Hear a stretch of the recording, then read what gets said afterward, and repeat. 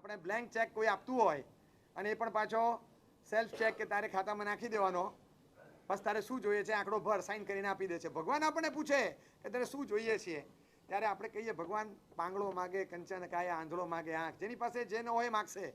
કોઈ કંચન કાયા માગે છે, સુખ, સગવડ, સંપત્તિ, સામગ્રી, શરીરના સુખો, ઇન્દ્રિયોની ચળ પૂરી કરવાની, ખણજ પૂરી કરવાની, આ જે કંઈ પણ એન્ટરટેનમેન્ટ, એન્જોયમેન્ટ, આ જે માગું છું ને આ બધું આ કંચન કાયા છે. શરીરની ખંજવાળ પૂરી કરવા માટે, મને જે ચળ ઉભડી એને પૂરી કરવા માટે મારી જેટલી પણ માગણી છે આ બધી કંચન કાયા છે. ભગવાન એ જે માગતો હશે એ માગશે. હું એવો નથી, હું એમાંનો નથી, મારે નથી જોતું. આંધળો માગે આંખ, જેની પાસે વિઝન નથી, દ્રષ્ટિ નથી, એ આંખ માગશે. કારણ કે બધું હોય, ચાલે ને ખાડામાં પડે, ચાલે ને ઠેબુ ખાઈને પડે, કોકની સાથે અથડાઈ જાય, વળવાનું હોય ત્યાં વળવાનું ભૂલી જાય, અને ચાલવાનું હોય ત્યાં ચાલવાનું ભૂલી જાય, ખુરશી ન હોય ત્યાં બેસી જાય, અને ખુરશી હોવા છતાં ઊભો રહીને થાક લાગે.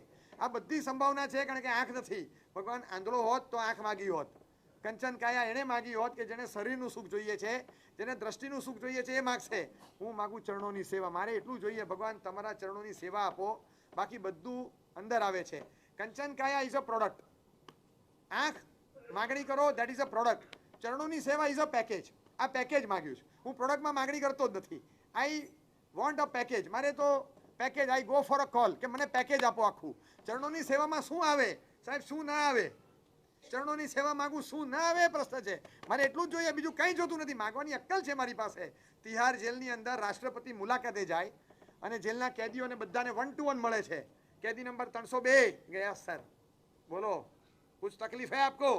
साहब तकलीफ तो एक ही है, इन लोग को जरा बोलिए, हम गुजरात से आते हैं, सप्ताह में एक बार शाम को दाल ढोकली बनावे ऐसा बोल दीजिए, हमको बहुत याद आता है लेकिन हमको दाल ढोकली कोई बनावे के नहीं देता है. अरे भैया जी हिंदी चालू थी बचा रहे कि हमको दाल ढोकली चाहिए, सप्ताह में एक बार दाल ढोकली बनाने का मेनू में इतना फेरफार करा के जाओ. लोग ओके ओके दाल ढोकली बनावानी लखी दीधું. बीजा एक भाई पासे गया कि बोला आपको कोई तकलीफ? तकलीफ दिक्कत तो है साहब, डबल भी साबु दे दिया, नाने के लिए लक्स लिरिल कुछ अच्छा देना चाहिए. एक तो आजू बाजू में अच्छी चीज़ नहीं है, कोई अच्छी चीज़ नहीं, जेल में रहने का, खाने का, पीने का, सोने का, एक अच्छा सा साबुन दिलवा दे. आपको क्या जाता है साहब? राष्ट्रपति कीधું આને જે જોઈએ સાબુ આપી દો ને ભાઈ, સગવડ આપી દો. ત્રીજાને પૂછ્યું તારે કંઈ જોઈએ? એક મચ્છરદાની, મોસ્કિટો નેટ. બહુ મચ્છર છે સાહેબ, રાતના ઊંઘ નથી આવતી, દિવસે મચ્છરદાનીમાં રહેવું પડે, મચ્છરદાની અપાવો. એને કીધું મચ્છરદાની આપી દો. ચોથાને પૂછ્યું તારે કંઈ જોઈએ? તો હા, કે શું જોઈએ? અહીંથી છુટકારો. એમ કે સાહેબ બાકી બધું ઘરે જઈને લઈ લઈશ, ઘરવાળા દાળ ઢોકળી બનાવશે, લક્ષ તો પડ્યો જ છે, મચ્છરદાની પડી છે, છુટકારો અપાવો. પછી રાષ્ટ્રપતિએ કીધું કે માગતા આને આવડ્યું. કોઈ માગે કંચન કાયા, કોઈ માગે આંખ, કોઈ માગે ચરણોની સેવા. કેવું રાષ્ટ્રપતિ મુલાકાતે આવે અને રાષ્ટ્રપતિ ભારતના જ્યારે એમ કે માગ, ત્યારે અક્કલ હોય, માગતા આવડવું જોઈએ, ત્યારે ઓછું મગાય નહીં, છુટકારો જ મગાય. બાકી શું મગાય? છુટકારો અથવા જેનાથી છુટકારો મળે એવી ફોર્મ્યુલા મગાય. બહુ સરસ માગણી મૂકી, હું માગું ચરણોની સેવા. સાહેબ તમારી પાસે બીજું શું માગવાનું? કંચન કાયા આંખ તો બધું ગમે તેથી ફોડી લઈશ, એ તો મને આવડે, એને નહીં હોય તો એ ફોડી લઈશ, પણ ચરણોની સેવા મને બીજું કંઈ ના જોઈએ. બસ એટલું આપો, બીજું કંઈ નહીં જોઈએ.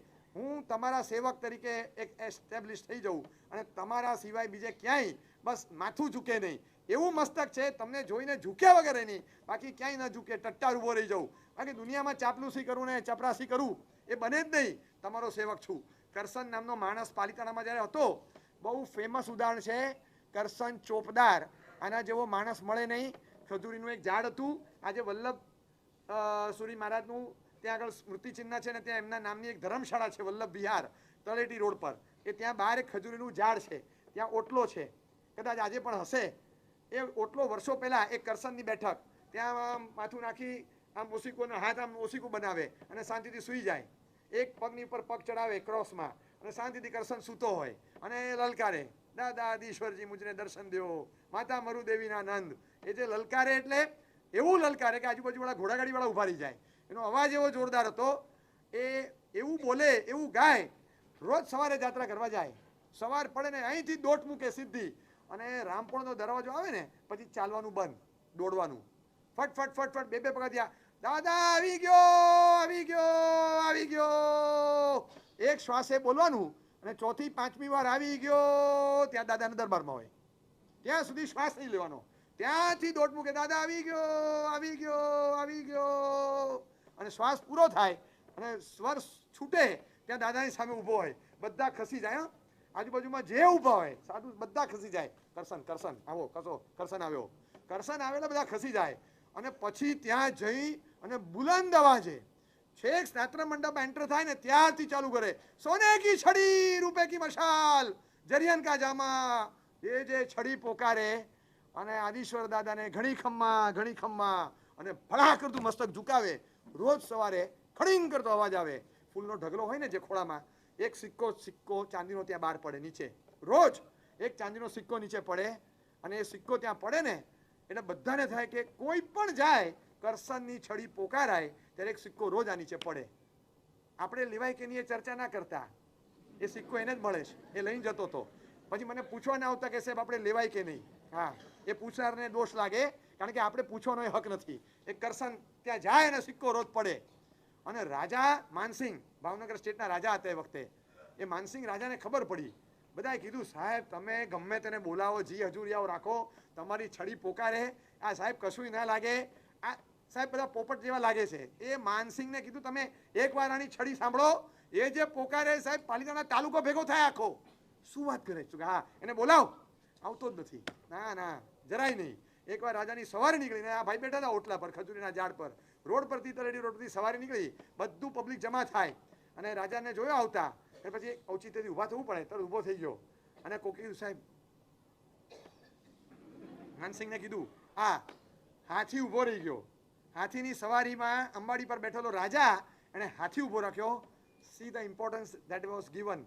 હાથીની અંબાડી ઊભી રહી ગઈ, હાથીની અંબાડી પરથી કૂદકો મારી, રાજા નીચે ઉતર્યા અને આવ્યા. આટલું રિસ્પેક્ટ, રાજા સવારીમાંથી નીચે ઉતરે અને આવે એની પાસે. પેલો ઊભો થઈ ગયો, સાહેબ પ્રણામ. કરશન? હા સાહેબ, મારું નામ આવડે સાહેબ, બહુ નસીબદાર. તને કોણ ન ઓળખે કરશન? કાન તરસે છે. હો જાય તો શું? હો જાય કે શું? અરે હો જાય એકવાર માનસિંહની છડી પોકાર. પેલો હશે. અરે કે રાજા માનસિંહની છડી પોકાર. આજે માનસિંહ તને કે છે છડી પોકાર. સાહેબ છડી જેની પોકારાતી હોય એની પોકારાય. જ્યારે પોકારાતી હોય ત્યારે જ, અને જ્યાં પોકારાતી હોય ત્યાં જ. ગમે તેની ગમે ત્યારે ગમે તેની છડી ના આવે. તું ચાલુ કર સાહેબ. કરશન છે કરશન. સોનીનું રેકોર્ડ પ્લેયર નથી કે પ્લે કરો એટલે ચાલુ થાય.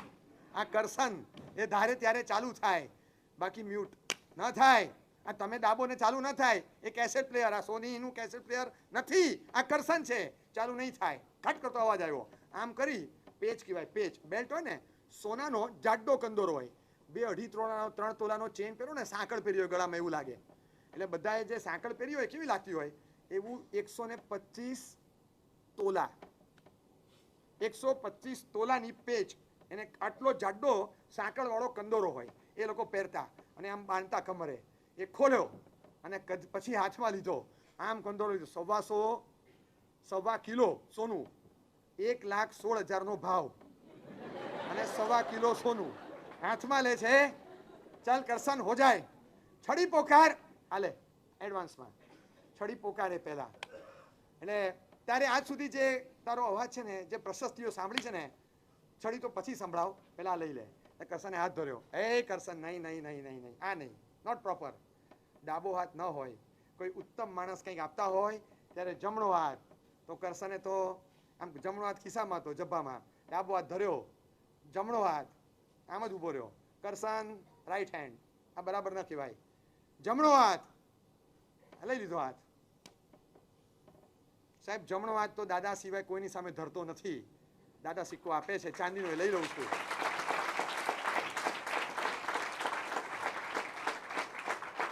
ખાલી એમની સેવા કરું છું, બીજે ક્યાંય મસ્તક ઝૂકતું નથી સાહેબ. આનંદ છે, કઈ વાંધો નહીં. રામ. પાછો જતો તો. કરશન સાંભળી લે. મૂરખનો સરદાર બને છે. 1.25 કિલો 1.25 તોલાનો પેચ છે. ખબર છે તને? ભાન પડે છે કઈ? એટલું યાદ રાખજે. 1.25 તોલા સોનું આપનારો દુનિયામાં બીજે ક્યાંય નહીં મળે. મૂર્ખામી કરે તો કે સાહેબ હવે સાંભળી લો કરશનનો જવાબ. 1.25 તોલા સોનું આપનારો ક્યાંય નહીં મળે. આ મારી નજર સામે ઊભો છે. 1.25 તોલા સોનું આપે એવો. પણ હવે તમે યાદ રાખો, 125 તોલા સોનાને લાત મારનારો કરસન સિવાય કોઈ નહીં મળે. ગોતી આવજો, જાઓ, કોઈ નહીં મળે.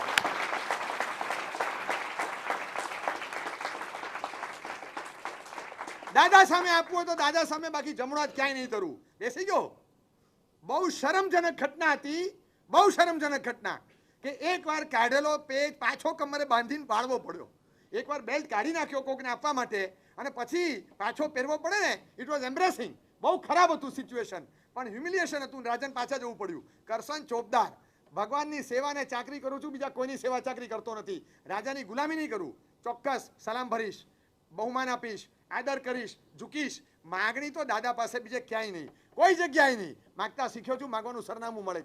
ચોક્કસ મારે મોક્ષ સિવાય ચરણોની સેવા સિવાય કશું જોતું નથી. બાકી જરૂર પડશે ને તો આ એક સરનામું છે. કોઈ દિવસ નહીં. આદર્શ પત્ની હોય ને એ પતિની સેવા કરે, પતિની સેવા લે નહીં.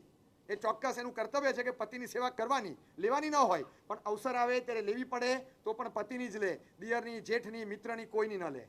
એવી રીતે ભગવાન તમને પરણ્યો છું, તમારી સેવા કરવા માટે પરણ્યો છું. જરૂર પડે અને ક્યાંક જોડી ફેલાવી પડશે તો એ તમારી સામે, બીજે ક્યાંય નહીં. આ બધાની સામે તો જિંદગીમાં જમણો હાથ ન ધરું. જે રૂઆવતો આ ચરણોની સેવા છે. જે માગણી મૂકી છે મૂળચંદ, મૂળચંદ નામનો એક ભોજક છે, કવિ છે, અને એટલી દેદીપ્યમાન એની કવિત્વ શક્તિ, જ્વલંત કવિત્વ શક્તિ. કેસરિયાજી, અત્યારનું કેસરિયાજી ભલે આપણા તાબામાં નથી, પણ એ કેસરિયાજી તીર્થમાં પૂજારી તરીકે રહેલા અને દાદા આદિનાથની, શ્યામ વર્ણ આદિનાથની, જે અત્યારે કાલિયા બાબા તરીકે ઓળખાય, એ કેસરિયાજી તીર્થના દાદાની જે ભક્તિ કરે, અદ્ભુત ભક્તિ, વર્ષો સુધી ભક્તિ કરી, વૃદ્ધાવસ્થા આવી, શરીર થાક્યું, અને એ વખતે દીકરી જમાઈઓ કેવા આવ્યા કે બસ હવે બહુ થયું, હવે પાછા આવો મૂળ ગામ વડનગર, ત્યાં પાછા આવી જાઓ, હવે તમે ત્યાં રહો, હવે બહુ થયું.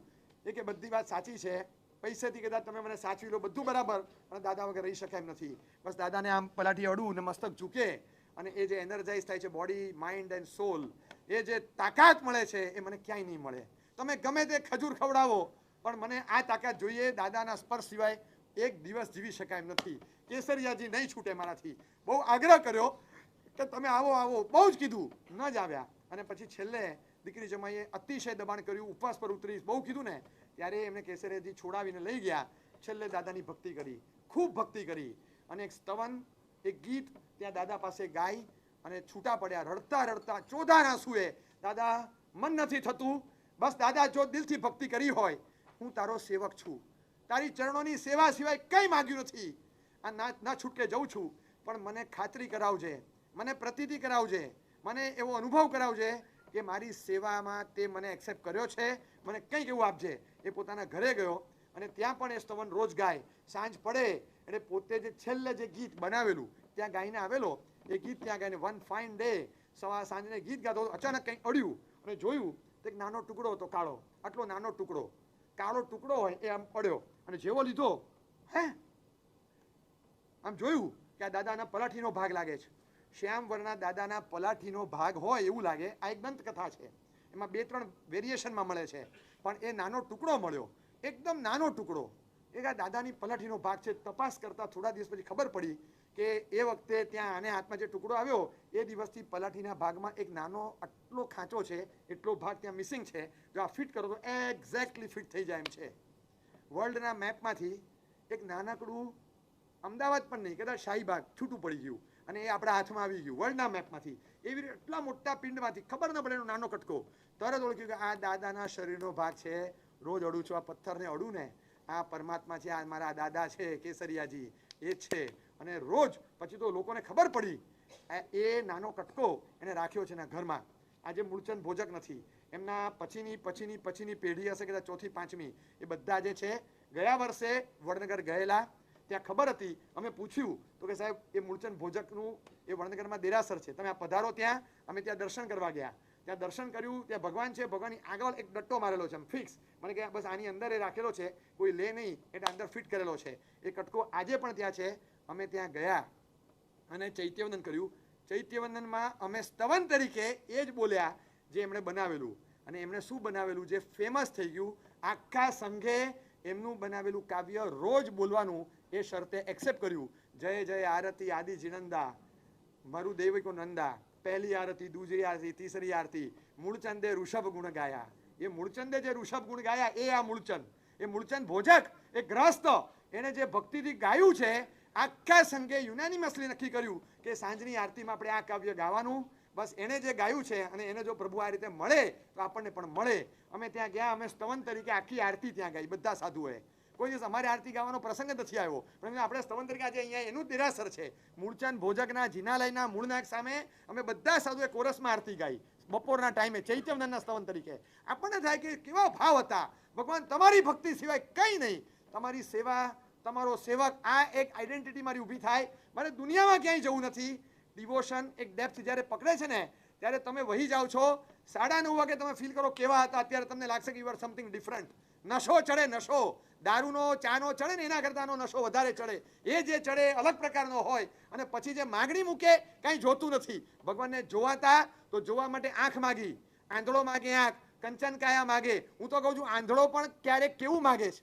સુરદાસ અંધ હતા, સુરદાસ અંધ હતા, આંખ નહોતી, અને એને ભગવાન પાસે માગ્યું છે. તમે સુરદાસના કાવ્યોની પંક્તિ વાંચો, પરમાત્માની ભક્તિ, ઈશ્વરીય ભક્તિના કાવ્યો એને ઢગલાબંધ બનાવ્યા છે. એમાં મને બહુ ગમતું કાવ્ય પદ છે એમનું, લોચન રોમ રોમ પ્રતિ માગું, અવર આશ સબ ત્યાગું, લોચન રોમ રોમ પ્રતિ માગું. ભગવાન મને લોચન એટલે આંખ જોઈએ, આંખ, આંખ જોઈએ, બંને નથી. એક આપે તોય ચાલે ને? નહીં. બે આપે તોય નહીં ચાલે. એક તો તું આપે 2, 8 કલાક તો હાવ બંધ રહે, અને બાકીના 16 કલાકમાં વચ્ચે 1 કલાક 2 કલાક ગમે ત્યારે બંધ થઈ જાય, અને બાકીના 18-20 કલાક 16 કલાક 14 કલાક જે રહે એમાં પણ દર 10 સેકન્ડે 1 સેકન્ડ બંધ થાય, દર 10 સેકન્ડે 1 સેકન્ડ બંધ થાય. એટલે લગભગ ટોટલ જાગૃતિના કાળમાં 10-20% તો એમને બંધ જ હોય. એ આંખથી તને શું જોવાનો? એક તો 2 આંખ એમાં ટોટલ ખુલ્લી ન હોય. તારું સ્વરૂપ કેવું, તારું રૂપ કેવું, તને જોવા માટે મને 3.5 કરોડ ક્યારેય મીચાય નહીં એવી આંખ આપ. જેટલા રૂવાટા છે એક એક રૂવાટે એક એક આંખ. લોચન રોમ રોમ પ્રતિ માગું, એક એક રૂવાટે એક એક આંખ, ક્યારેય બંધ ન થાય એવી. પલકારા ના મારે એવી. આ બંધ કરીને સુઈ જાઉં ત્યારે આ ખુલ્લી રહે એવી. રાત્રે પણ તારી પર દ્રષ્ટિ રહે, તને જોયા વગર એક પણ ન રહે. લોચન રોમ રોમ પ્રતિ માગું. શું માગણી મૂકી છે? તમને લાગે કે આંધળો આંખ માગે છે, પણ કેવી માગે છે? માત્ર તમને જોવા માટે આંખ, બાકી તો આંખ પણ નથી જોતી. દુનિયાનું બીજું નથી જોવું, તમને નથી જોઈ શકતોનો વસવસો છે એટલા પૂરતી આંખ માગું છું, પણ એવી કે 3.5 કરોડ સંખ્યામાં, અને ક્વોન્ટિટીમાં 3.5 CR, અને ક્વોલિટીમાં એવી કે આંખ બંધ જ ન થાય, જિંદગીભર જોયા જ કરું, બસ એવી આંખ આપો. આવી રીતની માગણીઓ એ લોકો મૂકે છે. પાગલ પણ છે એમને ભક્તિનું. આપણને કેમ ના આવે? આપણે ગમે ત્યાં જઈને પાગલ થઈ જઈએ છીએ, કારણ કે આ ભક્તિનું પાગલ પણ આપણને હજી સ્પર્શ્યું નથી. આપણે એ માગીએ કે ભગવાન બસ બીજું કંઈ નહીં. એનો જે આનંદ હોય, તમે ભક્તિ કરીને એને પ્રમાણિત કરવા માટે તમારી પાસે શું આવે? તો ઇનિશિયલી બળતરા આવે અને છેલ્લે આનંદ આવે, બીજું કંઈ ના આવે. ઇનિશિયલ સ્ટેજમાં ભક્તિનો પ્રારંભ થાય ત્યારે બળતરા હોય, અને છેલ્લે પૂર્ણાવતિ થાય ત્યારે આનંદ આવે, બસ બીજું કંઈ ના હોય. મલાડમાં એક ભાઈ રહેતા, દર પૂનમે જાય, દર પૂનમે પાલિતાણા. મલાડથી નીકળે, પૂનમ પાલિતાણા કરીને પાછા આવે, 14 રાત્રે બેસે, પૂનમની જાત્રા કરે, એકમ સવારે પાછા વધે કમે. દર વખતે જતા હશે, કેટલા 7-8 વર્ષથી. મને તો મળ્યા ત્યારે મેં પૂછ્યું, દર પૂનમે જાઓ? તો કે હા. મેં પૂછ્યું ત્યાંથી શું લઈને આવો? મને કે એટલે તો ઘરેથી કંઈ મગાવે તો. બીજું એટલે એમ કે કોકર પ્રભાત ડેરીના પેંડા. બીજું ના ના એવું બધું નહીં, તમે દાદા પાસેથી શું લઈને આવો? મને કે ઓકે, અચ્છા દાદા પાસેથી શું લઈને આવો? બીજું એ મને કહેતા હતા, મને કે આજ સુધી મેં એવું વિચાર્યું કે દાદા માટે શું લઈને જવાનું. અને બધા પૂછે દાદા માટે શું લઈને જાય છે? તો નૈવેદ્ય લઈને જાઉં, ફળ લઈને જાઉં. દાદા માટે શું, દાદા પાસેથી શું લઈને આવ્યો? મને કહે સાહેબ આજ સુધી ત્યાં ફોકસિંગ નથી કર્યું આ એરિયામાં. હું ધ્યાન આપો, 1-2 પૂનમ જવા દો, અને પછી જાતને પૂછજો શું લઈને આવો. પછી તો મેં નક્કી કર્યું કે હવે દાદા પાસેથી, જો 2 સત્ય છે.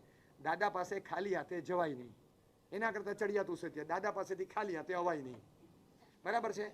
આપણે જો આપણા લેવલનું આપ્યું, ભગવાને કહ્યું ભગવાન ફળ, નૈવેદ્ય, ફૂલ, જો જે હતું, હું મટીરિયલ વર્લ્ડનો નાનકડો માણસ, આ આપી દીધું. તમે નોન મટીરિયલ વર્લ્ડના શહેનશાહ છો, તમે મને ક્ષમા આપો, નમ્રતા આપો, સરળતા આપો, નિર્વિકાર પવિત્ર દશા આપો, મને એવું કંઈક આપો. દુનિયામાં બીજે માર્કેટિંગ કરવા જવું નથી, મારે અહીંયા જ જવું છે. મારે જે માલ આપવો છે અહીંયા આપવો છે, લેવો છે અહીંથી. અને ભગવાન જેની જે દુનિયા, હું મટીરિયલ વર્લ્ડનો માણસ છું તો તમને મટીરિયલ આઈટમ આપું, પણ તમે નોન મટીરિયલ વર્લ્ડના શહેનશાહ છો. બિન ભૌતિક એવી ચીજ આપો જે દુનિયામાં બીજો કોઈ ના આપી શકે. ને આપે 100%. આપણો એવો ઘરોબો નથી, સંબંધ નથી મુકેશભાઈ સાથે. બાકી સમજો કે મુકેશભાઈ સાથે એવો ઘરનો સંબંધ હોય ને, આપણા પ્રસંગે લગ્નમાં મુકેશભાઈ, અનિલભાઈ ના આવે પણ મુકેશભાઈ સમજો કે આવ્યા અને ચાંદલો આપ્યો. એ 51 રૂપિયાનો આપે? 501 રૂપિયાનો આપે? એ પ્રમોટર કોટામાંથી 100 શેર આપે રિલાયન્સના. એ કે તમને ઓછું કેવી રીતે અપાય? કારણ કે સંબંધ કેવો છે ખબર નહીં, પણ આપનાર એની ઓકાત પ્રમાણે આપે. હે આટલું બધું એ એમના લેવલથી આપે. ભગવાન અમારો એક પૃથ્વી પરનો રાજા હોય એ પણ એના લેવલથી આપે. તમે તો ઉપરના રાજા છો, તમે મહારાજા છો, તમે શહેનશાહના શહેનશાહ છો.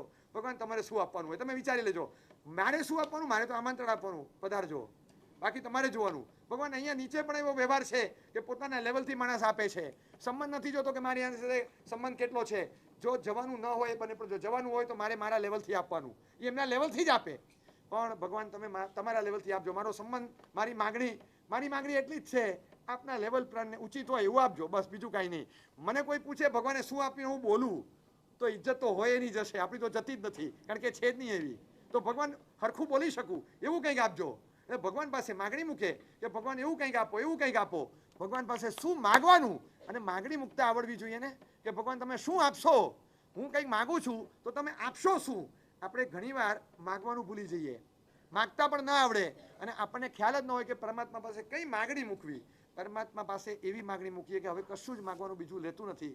મને એક વસ્તુ એવી આપો, ડિઝાયર ટુ બી ડિઝાયરલેસ. મને એવી ઈચ્છા છે કે હવે એક પણ ઈચ્છા પ્રગટ ન થાય, અંદરથી કોઈ ઈચ્છા પ્રગટે નહીં. દુનિયાભરની ઈચ્છાઓની ચળ પૂરી કરવા માટે હું અહીંયા આવું, એના કરતાં ઈચ્છાઓ પૂરી થઈ જાય. ઈચ્છા પૂરી કરવા માટે નહીં, પણ ઈચ્છા ખતમ કરવા માટે આવું છું. અને અનિચ્છા પદ આપો. બસ એવું ભગવાન પાસે એક નાનકડી માગણી મૂકી દઈએ અને ભગવાનને કહીએ કે ભગવાન આ જ વસ્તુ જોઈએ. બીજી બધી વસ્તુઓ દુનિયામાં આવે છે, પણ મને મારા લેવલથી એક વસ્તુ માગતા આવડી ગઈ કે તમારી પાસે તો હવે આ જ માગવાનું. બીજી કઈ વસ્તુ તમારી પાસે માગણીમાં મૂકું? આવી વસ્તુ હું તમારી પાસે મૂકું છું, બીજું કંઈ મૂકવાનું નથી. અને તમે તથાસ્તુ એટલું બોલી જાઓ. તમે ખાલી આટલું કહો, મારી વાર્તા પૂરી. પૂનમના દિવસે જઈ અને માગણી મૂકી પેલા ભાઈએ કે ભગવાન ગુસ્સો બહુ છે, આજે શપથ સંકલ્પ છે કે આવતી પૂનમે આવું ત્યાં સુધી સોગન ભગવાન એક વાર ગુસ્સો ના આવે મને. આજે હું અહીંયા ક્રોધ મૂકીને જઉં છું, મને ગુસ્સો ના જોઈએ, મને ક્ષમા આપજે. બસ બહાર નીકળ્યો, આજે તો આમ અંદરથી ભરાઈને જઉં છું. ભગવાન પાસે હું નૈવેદ્ય મૂકીને આવ્યો, ફળ મૂકીને આવ્યો, જે હોય તે, પણ ભગવાન પાસેથી ક્ષમા લઈને આવ્યો. ક્ષમાનો ગુણ લઈને આવે. બહાર આવ્યો, બહાર કોઈ પૂછે આજે ભગવાન પાસેથી ક્ષમા લઈને આવ્યો છું, શાંતિ લઈને આવ્યો છું, સમતા લઈને આવ્યો છું. 4 દિવસ થાય ધડાકા ચાલુ પાછા.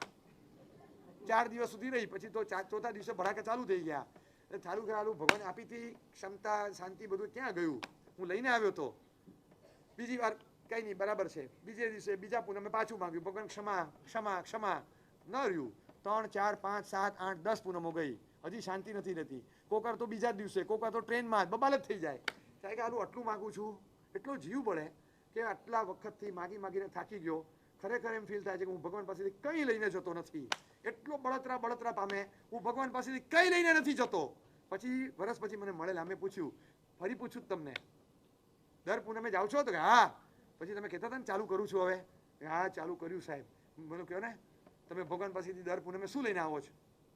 મને કહે સાહેબ કંઈ નહીં સાહેબ, ખરેખર હું તમને સાચું કહું સાહેબ, તમે મને પૂછીને મને હેરાન કરી નાખ્યો. કેમ, શું થયું?